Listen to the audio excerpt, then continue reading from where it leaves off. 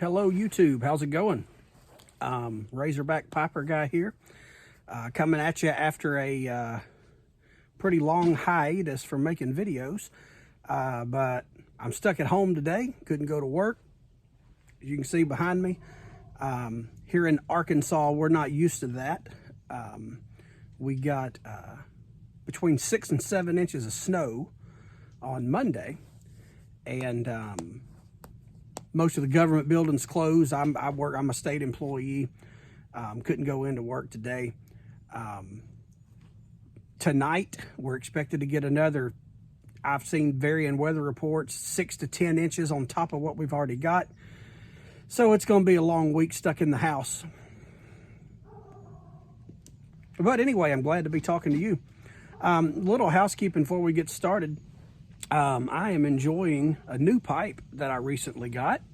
It is a Savinelli Camouflage. Shape is a 310 KS. First time I've had that shape. Mrs. Razorback Piper guy got me that for Valentine's Day. And I've actually got it about a week before Valentine's Day. So I've smoked 3 or 4 bowls in it so far, and I am enjoying it very much. Right now, what I'm smoking in it is Haunted Bookshop, Cordell and Deal blend. It's a Burley, Virginia, and Perique mixture. It's mostly Burley. Don't make any mistake about that. The Virginia and the Perique are very much background players. It is a Burley blend, and it's pretty good. I have actually been smoking a lot of Burley blends lately. I have ran into an issue since we last spoke. Of course, it's been a year since I posted a video, so, you know, a few things have changed, and one of the things is my favorite Virginia tobaccos, I have not been able to smoke here lately. For some reason, when I don't know if I don't know, chemical balance, the pH, whatever you call it, in my mouth has changed, but Virginias are lighting me up lately. I am getting just a lot of tongue bite when I smoke a Virginia-based blend, and I hate that because those are my favorites as far as taste goes. I've been, you know, I tried Full Virginia Flake, and you know, my staples, Full Virginia, St. James Flakes of Virginia Perique, they've been biting the hell out of me. Even Elizabethan mixture, which usually does not, you know, it's the one Virginia base that never did, no matter how much I pushed it, has been lighting me up. So I've been smoking more of these Burleys, and I don't have that problem with them. And hopefully that goes away. If any of y'all have any suggestions on anything I could do to reduce that, feel free to mention that in the comments, because I'd love to hear it, because I'm missing my Virginias. Just a little personal update on me. In the last year, I am now in my last semester of law school. I've been doing videos since before I started. I remember doing a video right after I traveled to Fort Smith to take the LSAT, the law school admissions test. And you know, I remember posting when I took the entrance exam. I'm in my last semester. I'll graduate in May, hopefully sit for the bar in July. So wish me luck. Be glad for that to be over with. I'm 40 years old and still going to school, and I'm sick of it. Sick of going to work every day and coming home and going to school till 9:30. So my last video, I did a box opening and some upcoming reviews, and or box opening and talked about some upcoming reviews, and I didn't review them. And there was actually a reason for that. It wasn't just that I put it off and forgot. I didn't review them because after smoking them, I just didn't have a lot good to say, and I don't want to do, you know, 5 reviews in a row and just, you know, bash tobaccos or not like them. Nothing to bash about. They were good tobaccos. It just, they were blends that I had smoked when I first started smoking a pipe. and I enjoyed them at the time. And they were Hearth and Home blends. They were Virginia Spice, AJ's Vapor, Louisiana Red, Anniversary Cake, and Frenchy Sons of Bitches. Now, I'd tried a couple of them. A couple of them were also new.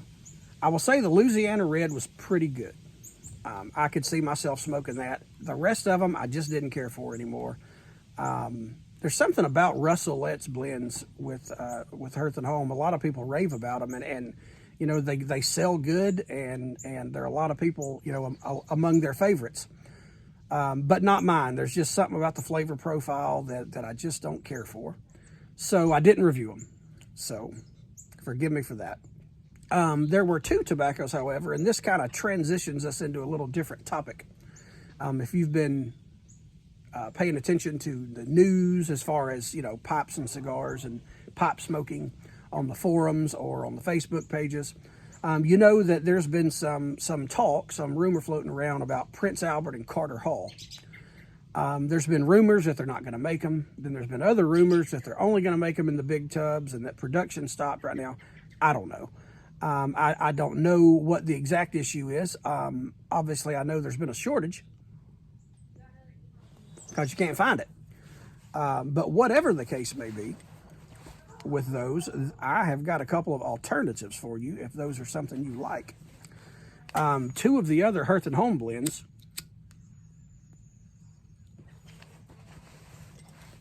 that I got in that last box opening were matches, Hearth and Home's matches for Prince Albert and Carter Hall.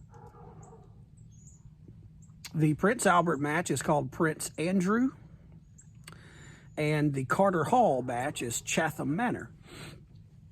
Now, if you are a fan of Derek Tant's page, and if you're not, you should be. If you're a fan of his page, you don't have to watch very many of his videos, and you know that Chatham Manor is, you know, that's right up there at the top of his favorites, and he brags about it a lot. And he's why I tried it.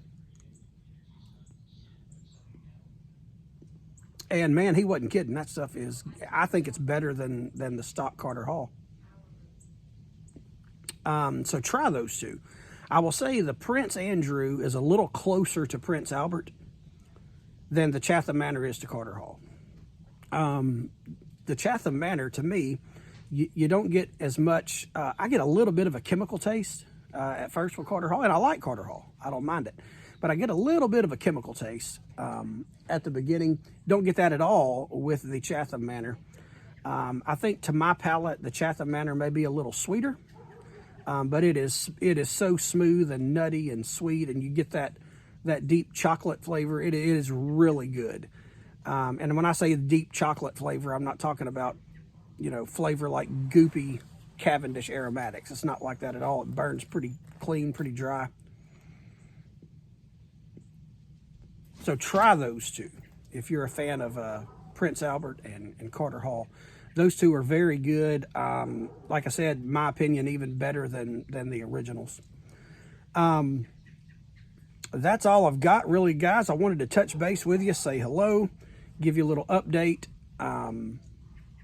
Just get back into this. I hope to, and I've said this several times in other videos, I hope that it won't be another year before I see you again.